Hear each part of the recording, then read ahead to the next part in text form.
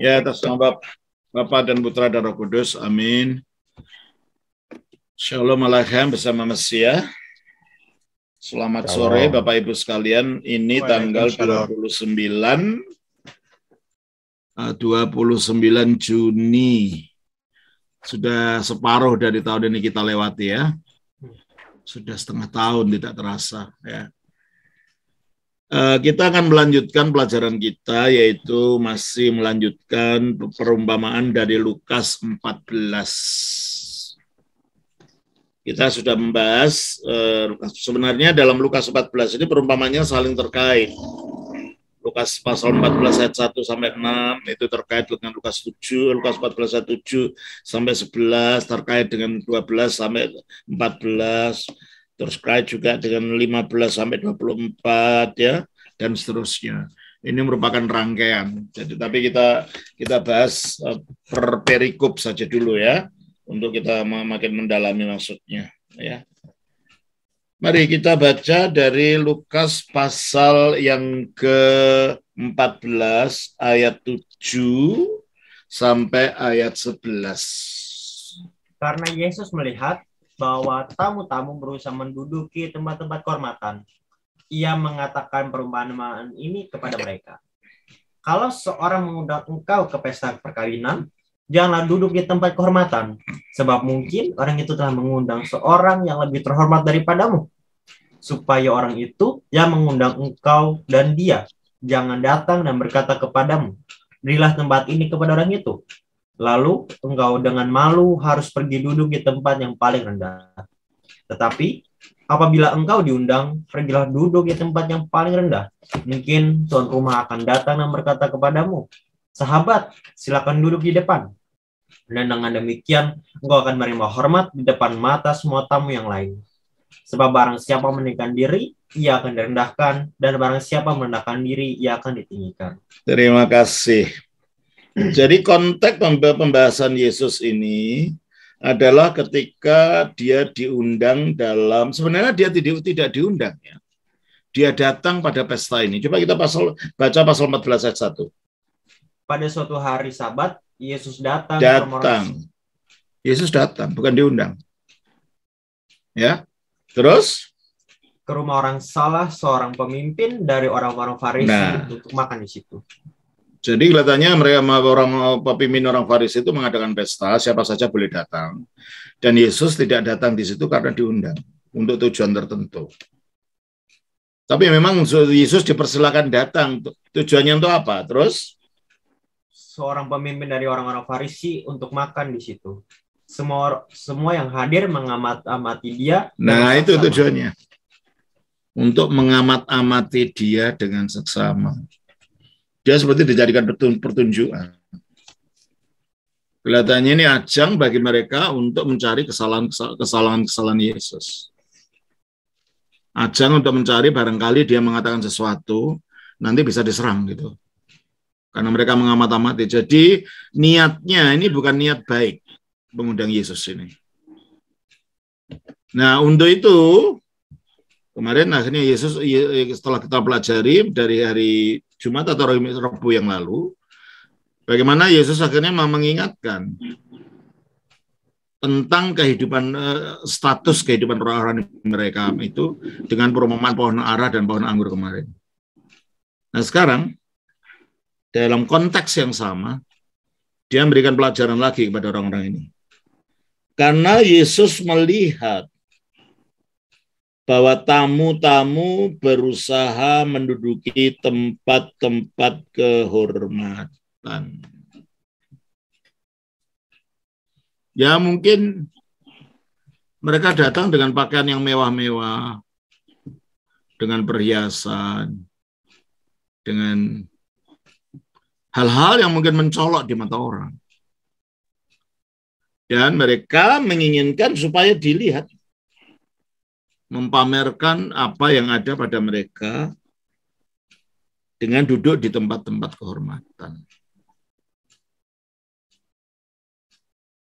Berarti mereka ingin menonjolkan diri. Nah ini saya kira memang semua manusia itu ya sebenarnya inginnya itu diakui orang. melakukan apa saja ingin pujian. Ya, kalau saya mendengar kata Romo Michael, di istilah orang Manado katanya inginnya makan puji. Berbuat sedikit inginnya makan puji. Untuknya apa? Untuk menggelembungkan egonya. Nah, penggelembungan ego inilah sumber daripada segala kecongkakan, dari segala kesombongan, dari segala nanti merasa besar. Dan ini yang kita lihat di sini. Jadi arogansi itu merupakan halangan bagi seseorang mendekat kepada Allah. Sebab barang siapa mendekat Allah, syarat utama yang harus dilakukan adalah merendahkan diri. Yakobus 4 ayat 7. Yakobus 4 Ayat 7.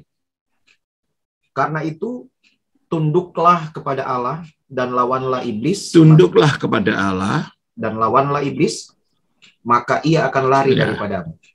Jadi penyebab kesombongan, penyebab makan puji, penyebab ingin disanjung-sanjung orang itu adalah pekerjaan iblis. Yang iblis memang kejatuhannya karena kesombongan. Dia sombong, dia jatuh. Nah demikianlah maka ketika kita ingin mendaki, mengalami pendakian rohani, ironisnya, kalau di alam fisik, untuk mendaki harus ada tangga makin naik ya kan, tingginya makin tinggi. Tapi dalam hal-hal rohani enggak. Pendakian itu harus dimulai dengan penurunan ke dalam. Pendakian itu harus dimulai dengan masuk ke dalam hati, merendahkan diri, dan tidak memamerkan apapun kemampuan dia. Bukan sebagai orang Farisi ini. Inginnya memamerkan, ingin menunjukkan. Maka dikatakan, karena Yesus melihat bahwa tamu-tamu berusaha menduduki tempat-tempat kehormatan, ia mengatakan perumpamaan ini kepada mereka. Kalau seorang mengundang engkau ke pesta perkawinan, janganlah duduk di tempat kehormatan. Ya, kalau kursinya kursi bebas ya bisa milih gitu ya. Kalau kursinya kursi bebas, kayak kalau kita naik pesawat kadang-kadang ada nomornya nomor bebas gitu ya. Kita bisa milih kursi terletak di mana saja gitu kan. Nah ini di Yesus mengajar. Kalau orang mengundang engkau ke pesta perkawinan, janganlah duduk di tempat kehormatan. Mengapa? Dengan menempatkan diri kita pada tempat penghormatan, kita menempatkan diri kita seolah-olah yang terbaik di antara banyak orang. Kita menganggap, ya ini layak saya untuk bertempat di sini. Padahal akhirnya dia dipermalukan kalau ketika dia mengangkat dirinya dalam kehormatan semacam itu. Karena dikatakan, sebab mungkin orang itu telah mengundang seorang yang lebih terhormat daripadamu. Ya memang untuk merendahkan diri itu tidak mudah.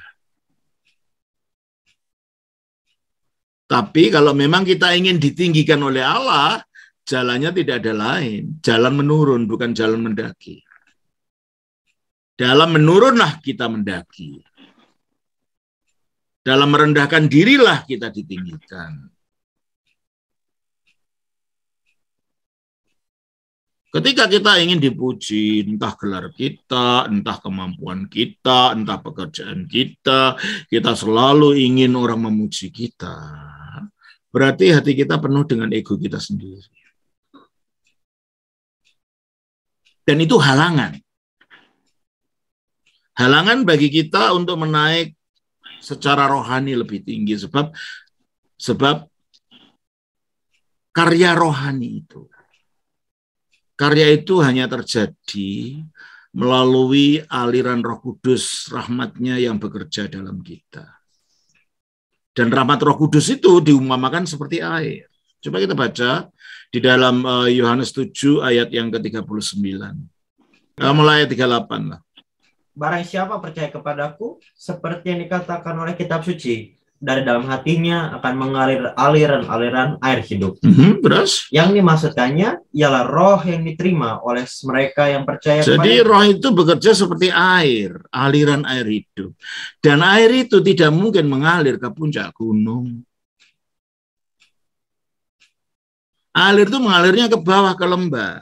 Nah, kalau hati kita penuh dengan tonjolan-tonjolan puncak-puncak gunung ego, ya kita tidak akan dialiri oleh air rahmat itu. Ngerti maksud saya? Kalau diri kita penuh dengan kesombongan, penuh ingin memamerkan diri, menganggap paling pandai, paling pinter, paling ini, paling itu, paling apalah segala-galanya. Seandainya betul pun, bukan gitu sikap orang Kristen. Seenggaknya memang kita orang paling kaya sedunia seandainya. Kita paling berhasil sedunia, kita paling ganteng, paling cantik sedunia. Seandainya betul pun. Kita harus menganggap diri kita tetap merendah. Sebab kalau tidak, nanti pendakian kita secara rohani tidak akan sampai pada tujuan. Sebab air Roh Kudus itu tidak akan mengalir pada tempat yang tinggi. Malah kita terjungkal. Malah kita jatuh. Itulah sebabnya dikatakan, sebab mungkin oranglah itu yang telah mengundang seseorang yang lebih terhormat daripadamu. Kita merasa lebih hebat, tapi ingat di atas langit masih ada langit. Dan ini harus kita selalu ingat. Dan ini jalan paling aman, saudara. Kalau kita merasa kita paling hebat ini dan itu, dan biasanya orang yang merasa begitu ada kecenderungan meremehkan orang lain, ada kecenderungan merendahkan orang lain, ada kecenderungan tidak mengorangkan orang lain, ada kecenderungan untuk tidak menghormati orang lain. Dan akhirnya menjadi pribadi yang dibenci orang. Orang tidak senang akhirnya. Ya. Makanya dikatakan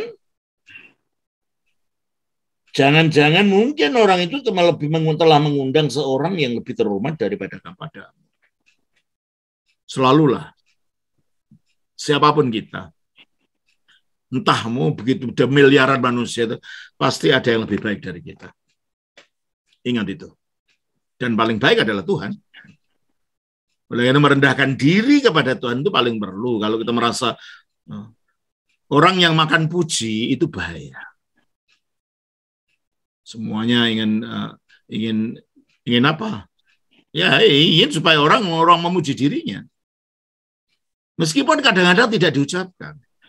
Coba saudara teliti dalam hati itu. Kadang-kadang kita melakukan sesuatu seolah dari dalam ada keluar rasa bangga itu. Ingin supaya orang memuji kita. Itu harus dilawan dari dalam. Dan itulah yang dikatakan di dalam Matius pasal 5, ayatnya yang ke-3. Berbahagialah orang yang miskin di hadapan Allah, karena mereka lah yang empunya kerajaan sorga. Bahasa aslinya, berbahagialah orang yang miskin dalam roh. Roh yang miskin itu roh yang gimana? Roh yang miskin itu adalah roh yang tidak diisi dengan segala macam hal. Merasa kosong, merasa tidak mampu, merasa tidak memiliki, pada pendeknya itulah rendah hati. Ketika dia merasa saya telah berhasil ini, saya telah berhasil itu, saya hebat dalam ini, saya hebat itu. Biarpun hebat, tetap ada yang lebih hebat dan paling hebat adalah Allah. Sehingga kehebatan kita itu kita persembahkan kepada Dia, bukan untuk membuat kita yang dipuji, bukan membuat diri kita yang ditonjolkan, ditunjukkan ke depan, tetapi Allah. Sebab menyembah diri sendiri itu juga termasuk penyembahan berhala. Karena definisinya penyembahan berhala adalah Roma pasal 1 ayat 25. Roma pasal 1 ayat 25. Sebab mereka menggantikan kebenaran Allah dengan dusta dan memuja dan menyembah makhluk dengan melupakan penciptanya yang harus dipuji selama-lamanya. Bahasa aslinya menyembah dan apa tadi? Menyembah dan meninggikan makhluk. Menyembah makhluk dengan melupakan pencipta. Menyembah makhluk bahasa aslinya sebagai ganti dari penciptanya. Makhluk itu bisa benda. Makhluk itu bisa karier. Makhluk itu bisa hak milik. Makhluk itu bisa dirinya sendiri. Ketika itu kita tempatkan di atas tempat tinggi supaya dilihat banyak orang, supaya dipuji, itu sudah berhala. Ketika diri kita jadikan prioritas supaya dilihat orang dan akhirnya kita mendapat pujian dan wah, ego kita menggelembung ketika dipuji seperti itu, kita sudah menyembah berhala karena kita menempatkan diri kita sebagai objek pujian. Objek prioritas supaya dipuji. Demikian juga ketika kita menempatkan benda umpamanya uang sebagai prioritas dalam kehidupan kita, maka itu juga menjadi berhala. Coba kita baca dari Matius pasal yang ke-6 ayat 24. Tak seorang pun dapat mengabdi kepada dua tuan. Tak seorang pun dapat mengabdi kepada dua tuan. Karena jika demikian, ia akan membenci yang seorang dan mengasihi yang lain. Ya, terus? Atau ia akan setia kepada yang seorang dan tidak mengindahkan yang lain. Terus? Kamu tidak dapat mengabdi kepada Allah dan kepada Mammon. Nah, kamu tidak dapat mengabdi kepada Allah dan kepada Mammon itu uang atau segala macam harta benda, harta milik. Apa saja yang kita anggap mahal, apa saja yang kita anggap berharga, apa saja yang kita beri penilaian tinggi. Itu bisa Mammon. Terus?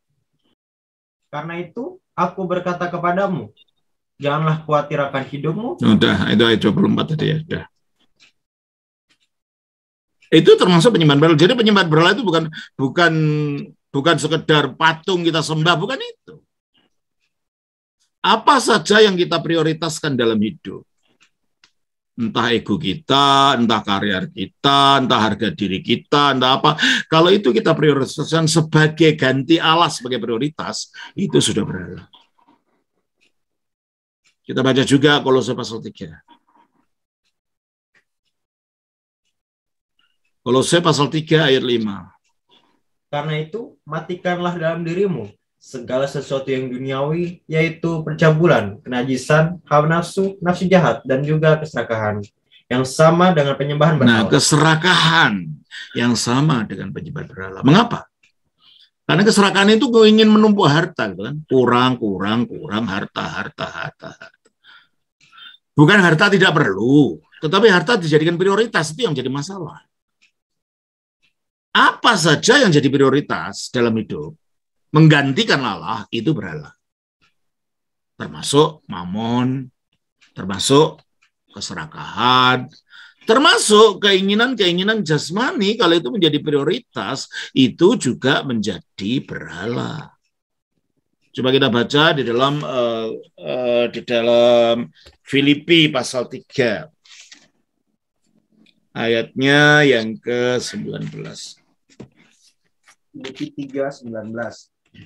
Kesudahan mereka yang Mulai ayat 18 deh. 18. Karena seperti yang telah kerap kali kukatakan kepadamu, dan yang kunyatakan pula sekarang, sambil menangis, banyak orang yang hidup sebagai seteru salib Kristus. Kenapa? Apa artinya seteru salib Kristus? Tidak mau menyalibkan diri. Menolak kalau disuruh menyalibkan diri, padahal kita diperintahkan menyalibkan diri. Kita memusuhi hidup yang bertumpu pada penyaliban diri atas salib. Itulah seteru atas salib Kristus.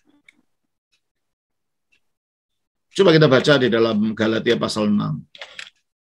Ayatnya yang ke-15.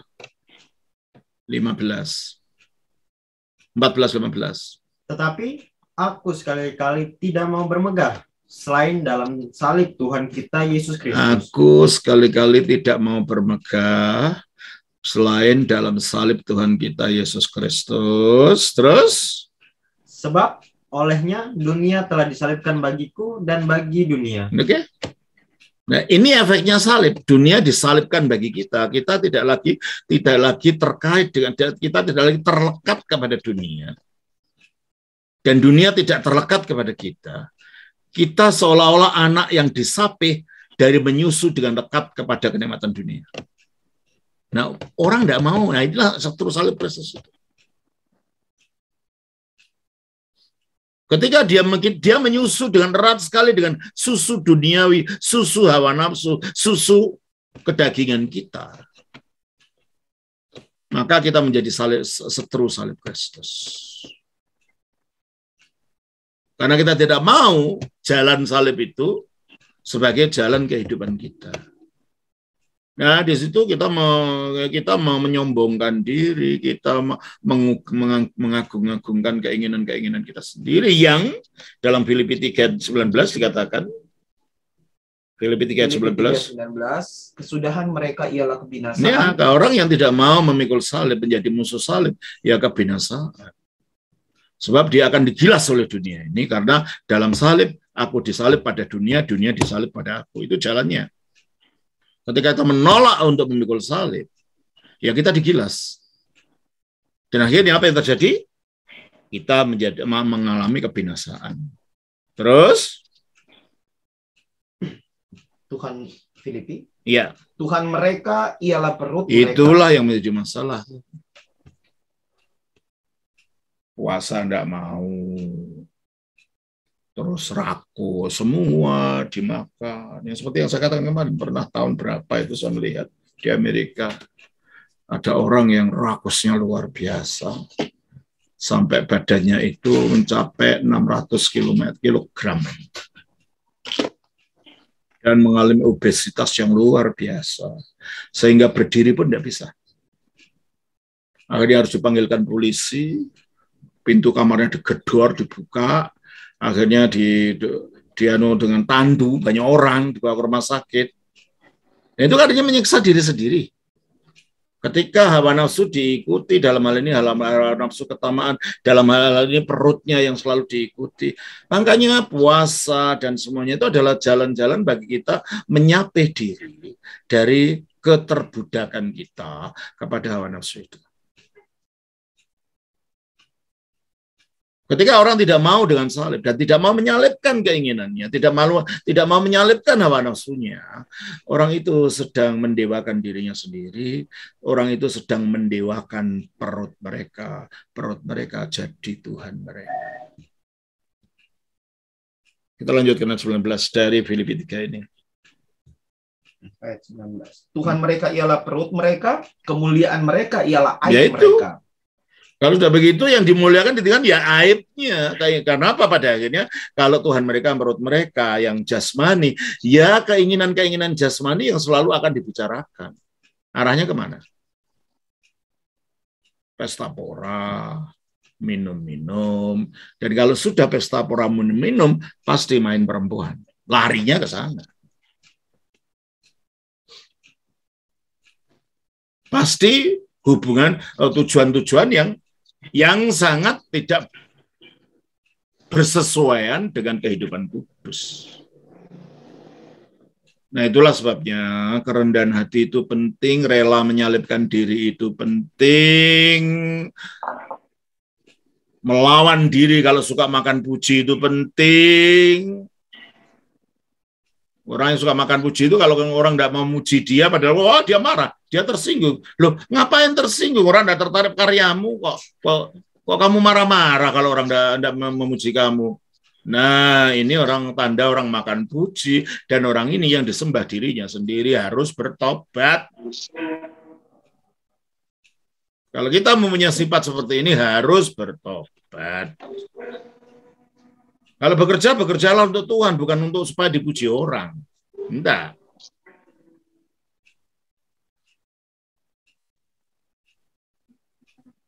Sebab kalau orang yang kita cari puji orang yang kita cari berarti kita ingin diri kita disembah orang tanpa kita sadar. Dan kita menjadi penyembah berhala. Berhalanya apa? Diri kita sendiri. Berhalanya apa? Ego kita sendiri. Kita lanjutkan. Lukas 14 ayat 9. Supaya orang itu yang mengundang engkau dan dia Siapa yang dia itu? Dia orang yang lebih terhormat dari dirinya tadi. Jangan datang dan berkata kepadamu. Orang tempat itu sudah disediakan oleh yang punya rumah untuk orang lain, dan orangnya lebih terhormat dari engkau. Lalu kamu dudui saya saja hanya karena supaya kamu dilihat orang. Ya kamu dipermalukan. Bukan hakmu kok. Maka dikatakan, berilah tempat ini kepada orang ini. Orang itu malu nggak? Di tengah-tengah pesta terhormat begitu banyak. Hei, siapa Anda duduk situ? Pergi sana. Malu sekali kalau begitu kan. Pergi sana, bukan tempatmu. Nah, disitulah efeknya kalau orang ya enggak apa-apa Mang Samad.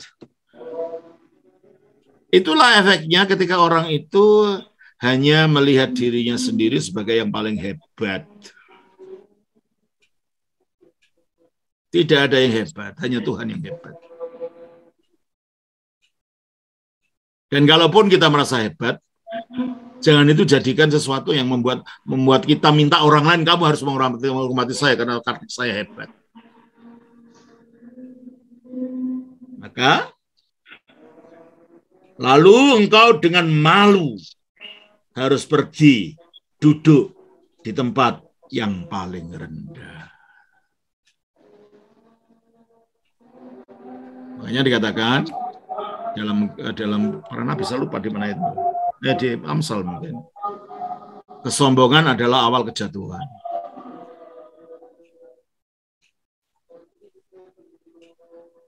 Kesombongan adalah awal kejatuhan. Maka yang karena Tuhan yang kita percayai, Tuhan yang kita ikuti, Tuhan yang luar biasa rendah hatinya. Coba bayangkan. Mari kita renungkan nih kerendahan hati yang luar biasa dari Kristus dari Filipi 2. Filipi 2 ayat 5 sampai 7. Coba kita lihat. Filipi 2 ayat 5 sampai 7. Hendaklah kamu dalam hidupmu bersama menaruh pikiran dan perasaan yang terdapat juga dalam Kristus. Nah, berarti pikiran kita dan perasaan kita harus ditaruh seperti pikirannya Yesus. Sikap hati, sikap batin, sikap perasaan, cara kita melihat hidup, cara kita melihat orang, seperti Yesus melihat. Nah, apa yang ada pada Yesus? Teruskan. Yang walaupun dalam rupa Allah. Walaupun dalam rupa Allah. Mana sih yang lebih tinggi dari Allah? Nggak ada kan? Dan dia dalam rupa itu karena dia adalah firman-Nya Allah. Firman adalah Allah. Walaupun dalam rupa Allah, terus tidak menganggap kesetaraan dengan Allah itu sebagai milik yang harus dipertahankan. Nah, dia setara dengan Allah karena dia satu hakikat dengan Allah. Tapi toh demikian, dia tidak menganggap ini, saya Allah, semua harus menyembah saya, awas kalau enggak, hukum semua, enggak gitu dia. Bukan milik yang harus dipertahankan.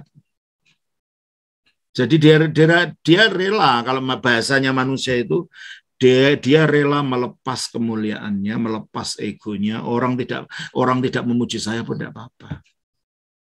Nah, pikiran dan perasaan ini yang harus ada pada kita.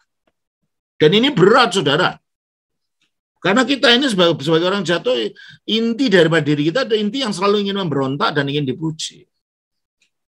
Makan puji itu bukan kelemahan satu orang atau dua orang. Banyak dari antara kita suka makan puji. Coba, jujur pada diri kita. Kita suka makan puji enggak? Pastilah. Kalau kita dari puji melakukan sesuatu, kita sakit hati enggak? Iya. Nah, padahal ini merupakan halangan yang membuat kita naik secara rohani. Ketika kita tidak bisa rendah hati, mudah marah. Wah, kalau marah semua orang udah ikut-ikut dimarah-marahin kayak gitu. Ini efek daripada ego yang terluka gitu loh. Mengapa egonya terluka? Karena egonya ditinggikan, tidak kuat, ketendang angin. roboh, tidak kuat, dia marah-marah gitu kan. Ya makanya jangan tempatkan egomu terlalu tinggi supaya kamu nggak kena diterpa angin kayak gitu, supaya tidak luka kamu. Akhirnya kamu malah pertama dirimu tersakiti, kamu menyakiti orang lain gitu dengan ngomong, dengan ini, dengan itu kan, macam-macam. Maka dikatakan dalam ayat ini, lalu engkau dengan malu harus pergi duduk di tempat yang paling rendah. Tambah malu kan? Tambah sakit. Kenapa? Ya salah kamu buat sendiri. Kenapa kamu tempatkan egomu pada tahta? Kenapa kamu tidak rela supaya di orang lain yang mengarahkan kamu, bukan kamu, untuk menempatkan dirimu untuk menjadi objek pujian. Dan akhirnya kamu dipermalukan. Ya macam-macam permaluan. Dan Roma selalu berkata berulang-ulang, meskipun kita tidak percaya doktrin karma seperti agama Buddha dan Hindu, tetapi prinsip tabur tua itu ada. Apa yang kita perbuat dan kepada orang, nanti kita akan menuai hal yang sama. Ya, supaya ingat ayatnya, selalu akan saya ulang ini ayat ini. Galatia 6. Ayatnya yang ke-7. Jangan sesat. Allah tidak membiarkan dirinya dipermainkan. Karena apa yang ditabur orang, itu juga yang akan dituainya. Oke. Apa yang ditabur orang, itu juga yang dituainya. Jangan nabur kesombongan. Nanti kamu terhantam oleh kesombonganmu sendiri. Jangan menabur ketinggian hati, arogansi. Kamu akan ditendang oleh arogansi dan kesombonganmu sendiri. Terus, ayat 8. Sebab barang siapa menabur dalam dagingnya, ia akan menuai kebinasaan dari dagingnya. Iya, barang siapa menabur daging dalam hawa nafsu maksudnya. Mungkin kebencian, mungkin dendam, Kalau itu yang kita tabur pada orang, kita juga akan menuai begitu nanti. Terus? Tetapi barang siapa menabur dalam roh, ia akan menuai hidup yang kekal dari roh itu. Kalau sifat-sifat roh yang kita taburkan, kebaikan, belas kasihan, kedermawanan, kepedulian, ya kita akan menuai sesuai yang kita tabur.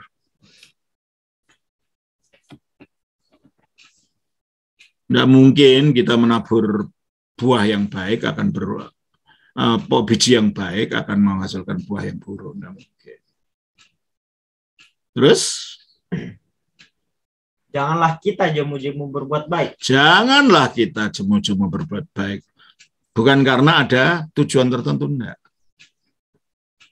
Ya berbuatlah baik karena kita tahu itu baik. Udah, titik. Entah orang yang kita berbuat baik padanya itu nanti membalas kita atau tidak, itu bukan urusannya. Nanti ada Tuhan yang adil yang akan mengarahkan bagaimana perbuatan baik itu akan berbuah kepada hidup kita. Jangan berbuat baik karena kita ingin dipuji. Jangan berbuat baik karena kita ingin mengharapkan orang itu membalas kebaikan kita. Belum tentu, saudara.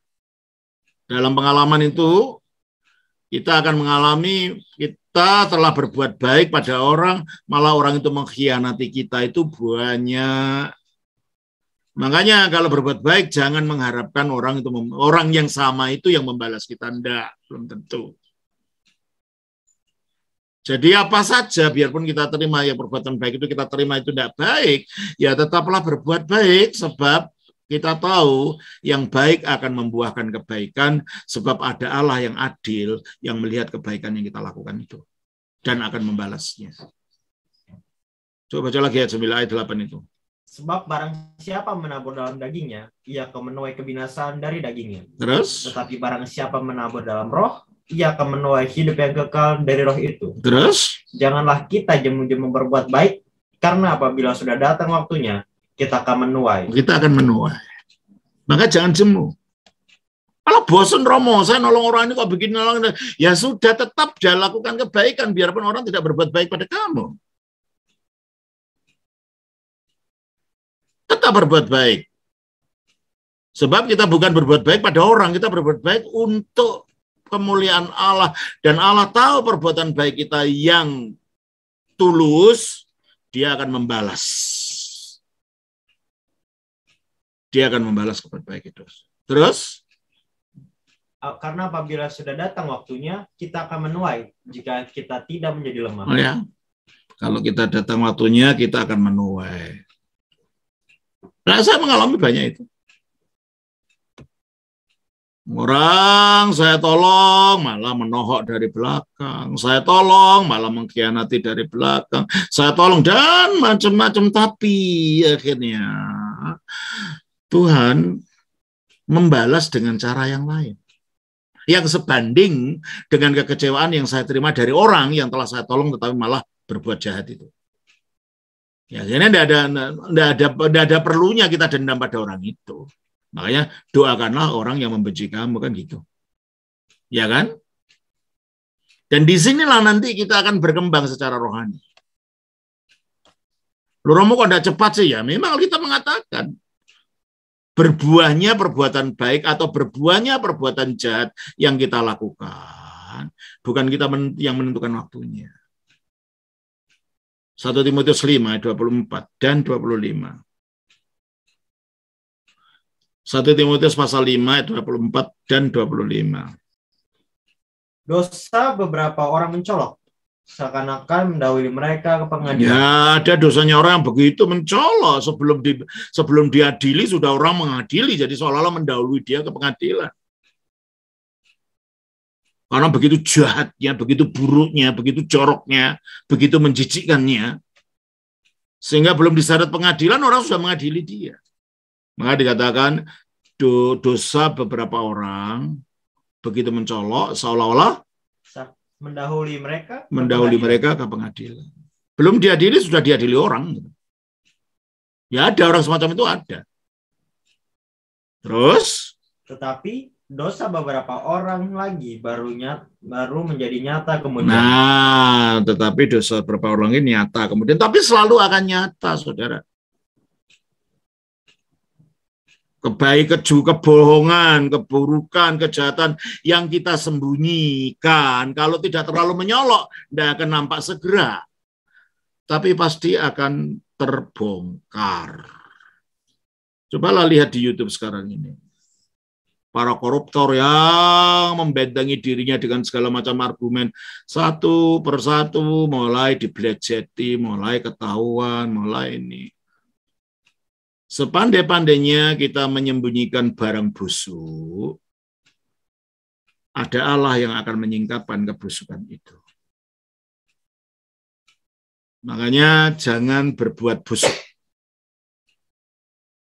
Makanya jangan menebar yang busuk. Karena pada akhirnya kebusukan kita akan terbuka nanti. Ingat hukum ini hukum Alkitab. Baca lagi ayat 25 itu. Dosa beberapa orang mencolok, seakan-akan mendahului mereka ke pengadilan. Tetapi dosa beberapa orang lagi baru menjadi nyata kemudian. Terus? Demikian pun perbuatan baik itu. Nah, demikian juga perbuatan baik. Kalau perbuatan buruk itu akan menuai buahnya. Meskipun ada yang cepat, ada yang kemudian. Tapi pasti yang buruk akan menuai buahnya. Gitu. Pasti itu. Yang baik juga gitu. Demikian juga kebaikan apa katanya?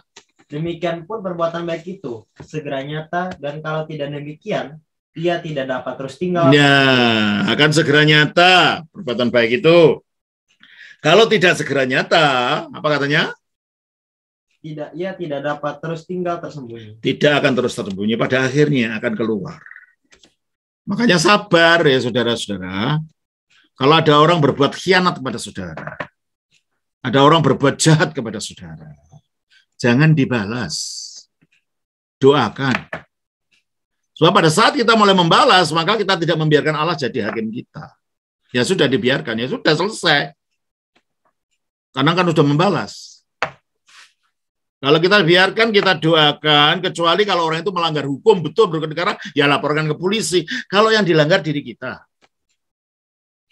Ini saya berbicara bukan melanggar hukum ya, yang dilanggar diri kita, ego kita. Ya sudah, Kita serahkan.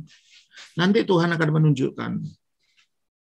Orang Jawa punya pepatah, becik ke titik, olo ke toro. Yang baik akan terlihat nanti, dan yang jahat nanti akan nampak. Itu selalu. Dan itu yang diajarkan Alkitab, dan hampir semua agama mengajarkan seperti itu. Gitu. Nah ini banyak orang Kristen lupa gitu loh. Ya. Sehingga dengan demikian kalau kejelekan kita ditunjukkan, itulah kita namanya dipermalukan. Kadang-kadang kalau kejahatan kita pada orang itu begitu jahatnya, kita dipermalukannya malu sekali. Dari kedudukan yang sangat tinggi kita dicerembabkan kepada yang sangat rendah, yang bikin malu, yang lihat bukan hanya 1-2 orang, yang melihat mungkin 1 negara. Mungkin. Contohnya para koruptor. Ya,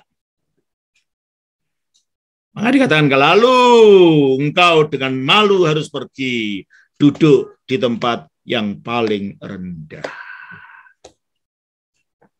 Ayat 10 dari Lukas 14. Tetapi apabila engkau diundang, pergilah duduk di tempat yang paling rendah. Nah itu, kalau diundang, biarpun kita ini tahu siapa kedudukan kita, mungkin kita ini secara akademis kita profesor, ya tak? Secara wajah kita ini seperti artis, secara ekonomi kita itu konglomerat.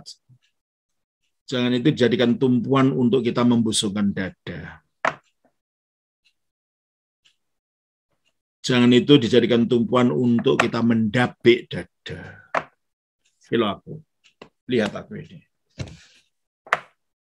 Sehingga pada akhirnya kita mengambil kehormatan diri kita sendiri yang diumpamakan ketika datang ke tempat di undangan, duduk di tempat yang paling tinggi. Tapi marilah kita tetap merendahkan diri. Mirip filsafat orang Tionghoa kalau membuat rumah. Dari luar kelihatannya toko jelek. Tapi masuk di dalam, rumahnya mewah. Apa? Kenapa dia tidak mau di luar itu dipuji-puji? Yang penting di dalam itu bagus. Gitu. Mungkin saudara nggak banyak masuk rumah orang Tionghoa ya. Biasanya di rumah toko umpamanya. Ya di rumah ya toko biasa aja, tapi masuklah ke dalam. Hiasannya, apanya, indah di dalam, bukan di luarnya. Banyak orang di Indonesia ini. Saya pernah ke satu tempat, saudara. Saya ketemu ibu-ibu di gereja. Wah, parlente sekali pakaiannya. Nah, pakaiannya mewah, ibu-ibu. Akhirnya saya diajaklah ke rumahnya ibu itu. Saya itu kaget. Ternyata rumahnya dari kayu, lubang-lubang bisa dimasuki kucing. Loh, untuk apa sebenarnya itu gitu loh? Rumahnya aja seperti itu, lalu di luar mau pamer tentang kemegahannya sendiri. Untuk apa? Nah, inilah gambaran daripada orang-orang yang menyombongkan luar, membiarkan yang di dalam porak-poranda. Ini orang rohnya roh rapuh. Rohnya rapuh. Ya. Saya ingat ibu itu sampai sekarang tuh. Wah, tadi, saya kira dia itu orang terhormat siapa gitu ya. Saya diajak ke rumahnya. Mari rumah boleh. Gitu. Pakai tas yang bagus, bagus. Ya bukan maksud saya itu supaya dia pakai jelek, enggak juga. Tapi gayanya itu loh. Gayanya seperti Pragawati gitu loh. Saya datang ke rumahnya seperti itu gitu loh. Bikin kaget gitu. Nah, banyak orang seperti itu. Bukan hanya ibu-ibu, bapak-bapak juga ada yang gitu. Anak muda juga ada yang gitu. Terus? Makanya engkau diundang, pergilah duduk di tempat yang paling rendah. Rendahkan dirimu. Mungkin tuan rumah akan datang dan berkata kepadamu, sahabat, silakan duduk di depan. Oh, kan bagus akhirnya di mata orang. Oh, ini diperhatikan oleh yang punya rumah. Berarti orang ini orang terhormat. Berarti orang ini, nah akhirnya dia dapat nama. Tuhan pun begitu. Ketika kita rela miskin dalam roh, di dalam kemiskinan kita ini akan diperkaya. Kita rela merendahkan diri, di dalam perendahan diri ini kita akan ditinggikan. Terutama dalam masalah rohani.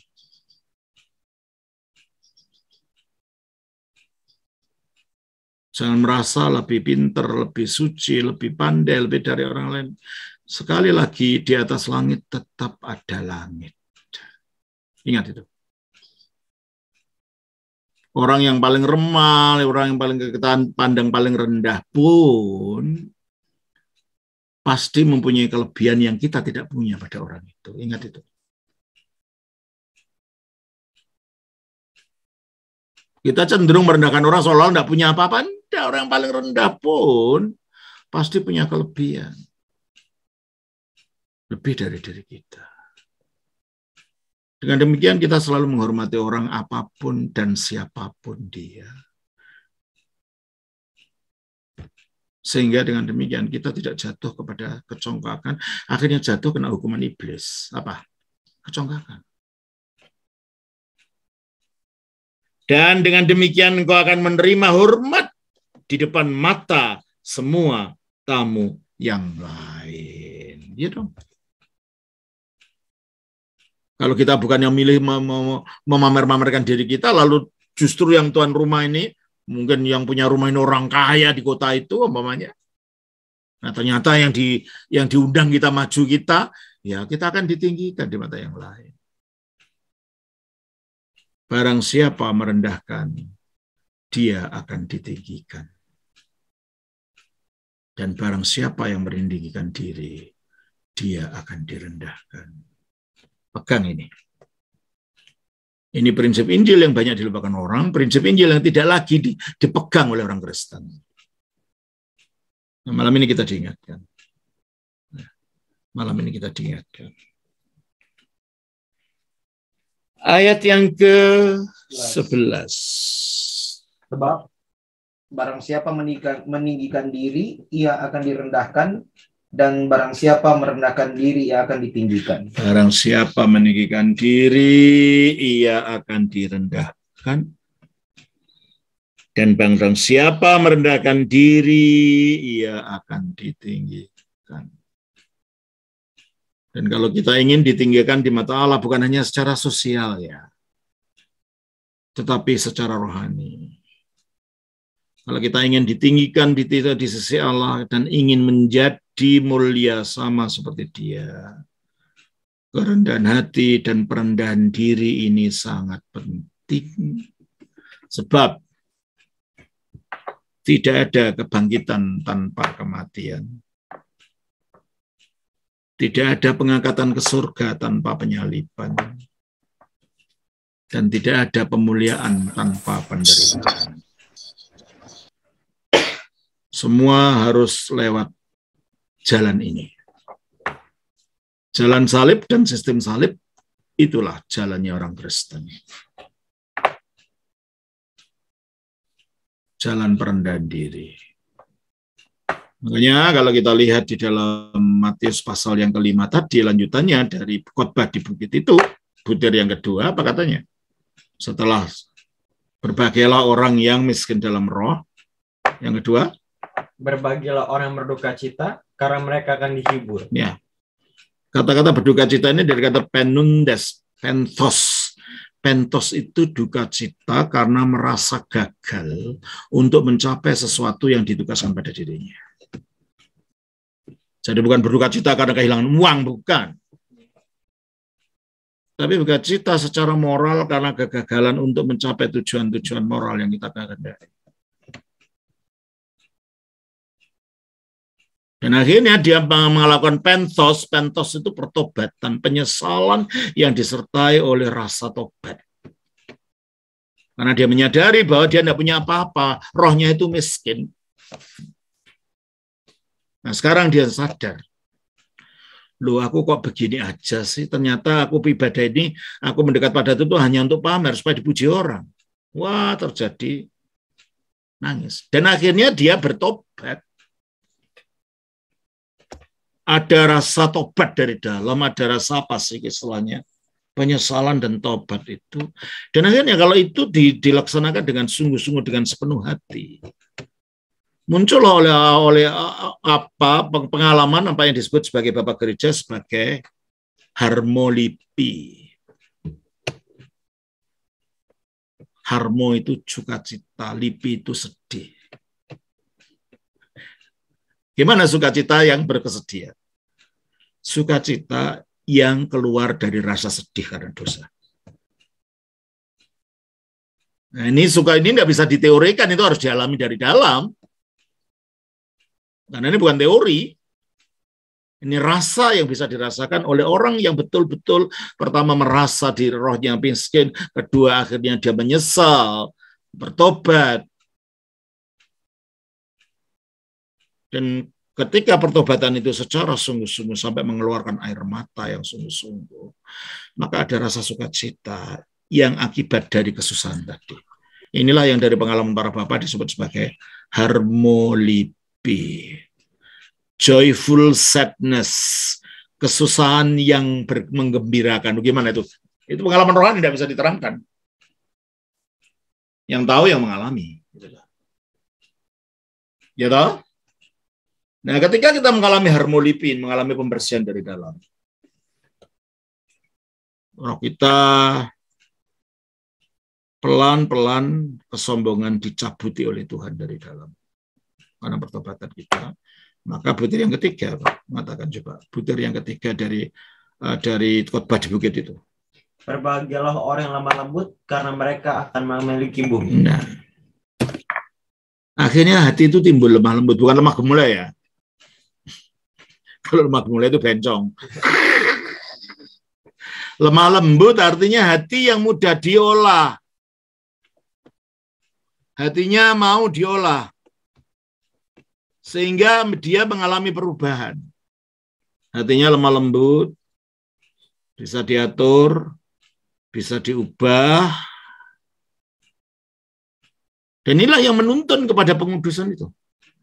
Mulainya dari kerendahan hati tadi. Menuntun dari hati yang mau diubah, akhirnya Allah bekerja melalui rohnya di dalam kita. Efeknya, poin 4.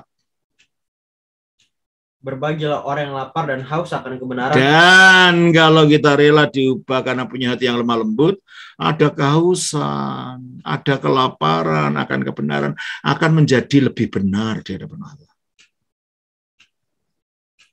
Menjadi rendah hati, makin rendah hati, menjadi makin dermawan, menjadi makin mengasihi, menjadi makin semua sifat-sifat rohani, sifat-sifat moral itu makin berkembang, makin berkembang, makin berkembang di dalam diri orang itu. Ketika orang ini mau dirinya diubah menjadi lemah lembut.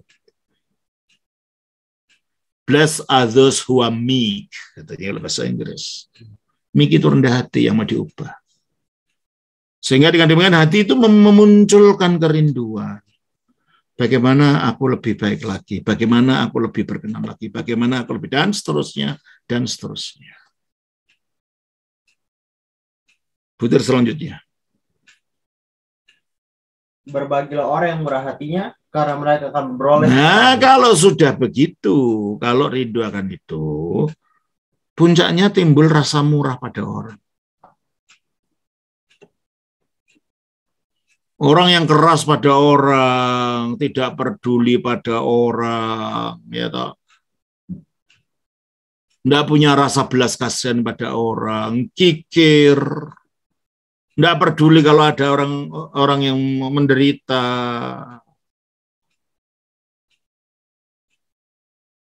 Orang yang demikian ini, orang yang tidak mengalami apa yang disebut sebagai berbahagialah orang yang murah hatinya, karena mereka akan beroleh. Karena dia tidak mempunyai kemurahan hati.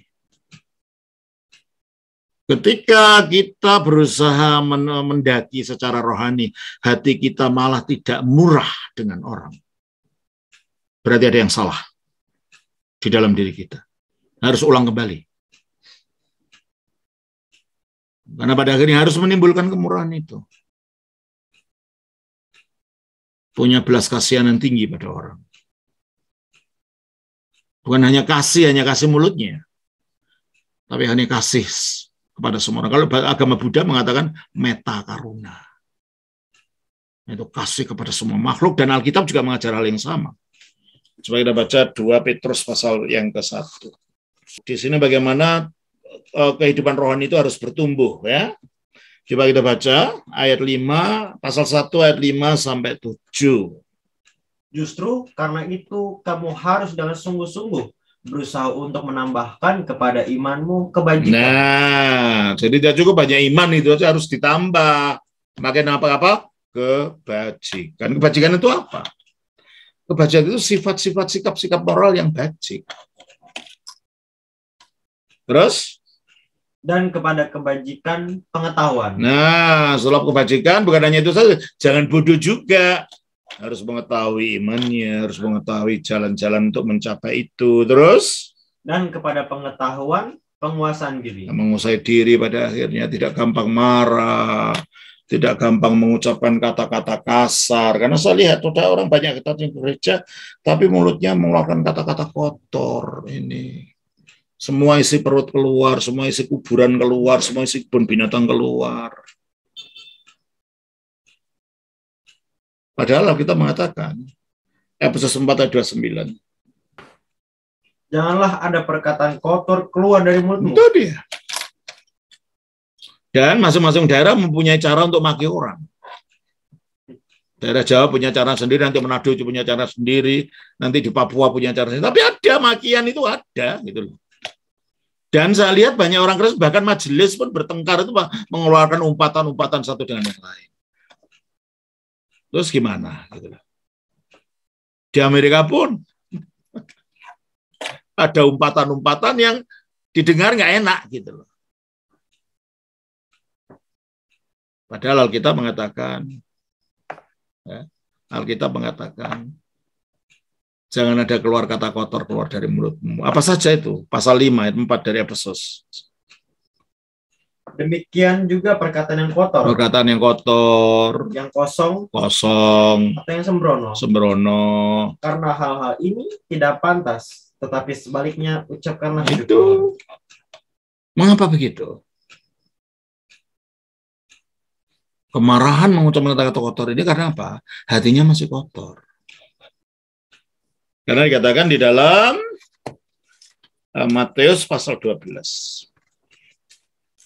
Kita baca ayatnya yang ke 35-36. Orang yang baik mengeluarkan hal-hal yang baik dari perbendaharaannya yang baik, dan orang yang jahat mengeluarkan hal-hal yang jahat dari perbendaharaannya yang jahat. Tetapi aku berkata kepadamu, setiap kata sia-sia yang diucapkan orang harus dipertanggungjawabkannya pada hari penghakiman. Ayat 34. Hai kamu keturunan ular beludak, bagaimanakah kamu dapat mengucapkan hal-hal yang baik, sedangkan kamu sendiri jahat?